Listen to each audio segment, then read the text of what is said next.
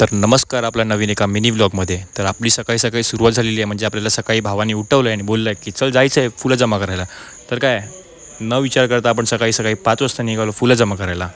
तर बघा मी आणि माझा भाव आम्ही कसे फुलं जमा करतो आहे. तर काय आम्ही गेले आतमध्ये तर बघतो आहे तर काय फुलंच नाही आतमध्ये. तर आम्हाला एवढीच फुलं भेटली. काय करणार.